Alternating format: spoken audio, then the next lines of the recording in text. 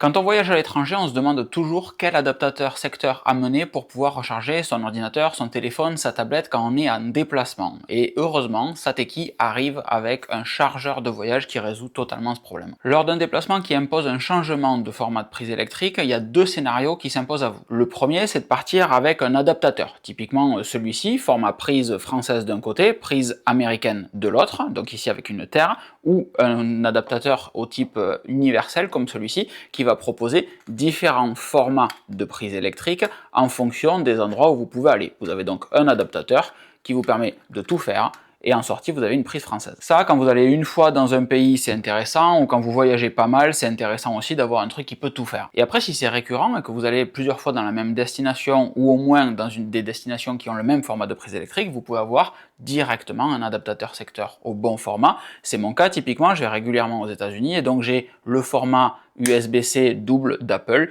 qui est trop bien parce qu'il est ultra compact et je peux me recharger partout facilement sans avoir à trop me poser de questions. C'est pas super puissant, mais pour un iPhone, une batterie, un appareil photo, ça fait parfaitement le taf. Bon, ça c'est super cool, mais vous pouvez avoir une problématique quand vous partez en déplacement, surtout si vous avez des multiples chargeurs USB-C assez puissants, comme c'est le cas de ce Ugreen qui fait 100 watts, 2 USB-C, un USB-A, ou de l'Anker que j'amène avec moi de 140 watts, 2 USB-C, un USB-A également, ça c'est celui qui est toujours dans ma Tech Pouch. Et en fait, un chargeur comme ça, vous voyez, le form factor, il est tout en longueur et il y a pas mal de poids. Donc quand on va venir utiliser un chargeur comme ça sur un adaptateur, eh bien, ça va mettre beaucoup de poids sur la prise.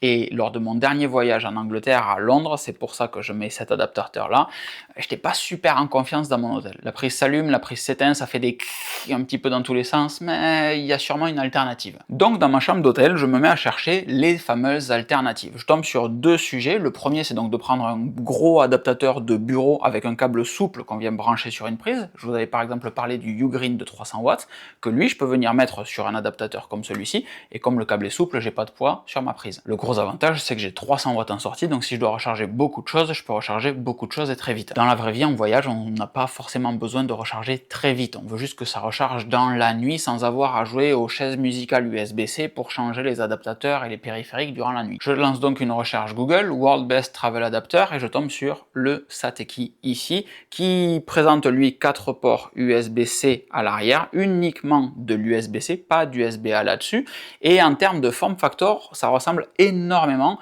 au chargeur 140 watts des MacBook Pro. Il fait lui 145 watts. Comme les chargeurs des MacBook Pro, sa grosse force, c'est que on peut enlever l'embout. Et donc il n'y a pas d'adaptateur à avoir puisque le chargeur lui-même est un adaptateur. Vous partez en Angleterre, vous prenez en plus le petit adaptateur anglais que vous venez mettre dessus et vous vous retrouvez avec un adaptateur, un bloc d'alimentation au format prise anglaise. Vous partez aux États-Unis, et bien c'est pareil, vous allez mettre le petit adaptateur US et vous vous retrouvez avec un bloc d'alimentation au format US. Vous partez en Australie, je crois que c'est l'Australie, ces prises-là, j'y suis jamais allé, prochaine destination, Australie, Nouvelle-Zélande, et vous vous retrouvez, vous avez compris, avec un chargeur au format de l'endroit qu'il vous faut. Et donc quand vous partez, vous avez juste à avoir votre adaptateur classique avec votre bloc d'alimentation classique avec vos 4 ports USB-C et 140 watts, et l'adaptateur de la destination, ou des escales éventuellement, mais ça fait toujours moins de choses à emporter que ça en termes de taille, ou ça encore plus gros. Alors ce truc-là, il vaut 129 € sur Amazon, je vous mets le lien dans la description, c'est un lien traqué, donc il permet de soutenir la chaîne. Pour vous, ça change rien, vous allez toujours le payer 129 €, mais Amazon va me verser une commission quand vous allez passer par ces liens-là. C'est pour ça que c'est super important, si vous voulez soutenir la chaîne et avoir d'autres contenus comme ça, de passer par ces liens traqués. 4 ports USB-C, 145 watts au total, les 2 ports d'en haut peuvent envoyer 140 watts au maximum, les 2 ports d'en bas peuvent envoyer 45 watts au maximum. Si on utilise les 2 d'en haut en même temps, on a 65 et 65 watts, parce qu'on va diviser. Si on utilise le 1 et le 3, ou le 1 et le 4, ou le 2 et le 3, ou le 2 et le 4, on va utiliser 100 watts sur les ports d'en haut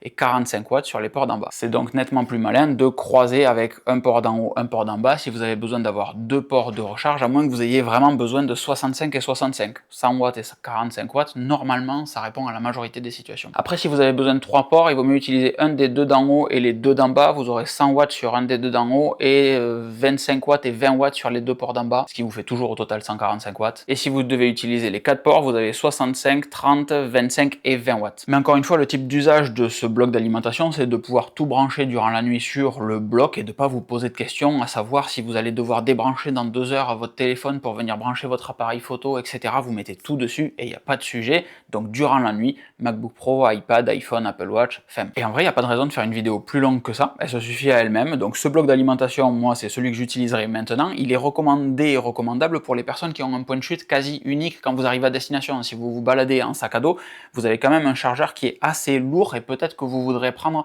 des trucs un petit peu plus légers. Mais encore une fois, ça vs ça, mais il n'y a pas tant d'écart en termes de poids. C'est à vous de voir la conception de votre sac. Je pense que je préfère avoir un gros bloc avec 4 adaptateurs USB-C et passer moins de temps à charger en itinérance, plutôt que d'avoir ça qui fait peut-être 100 grammes de moins, mais d'avoir que 2 ports USB-C de recharge dessus, plus un adaptateur. Il me reste à vous souhaiter une excellente fin de journée. N'hésitez pas à partager cette vidéo si vous pensez qu'elle puisse être utile à quelqu'un de votre entourage, ou directement le lien traqué du produit que vous pensez être intéressant pour un de vos proches. Et moi, je vous donne rendez-vous dans la prochaine vidéo. Ciao, ciao!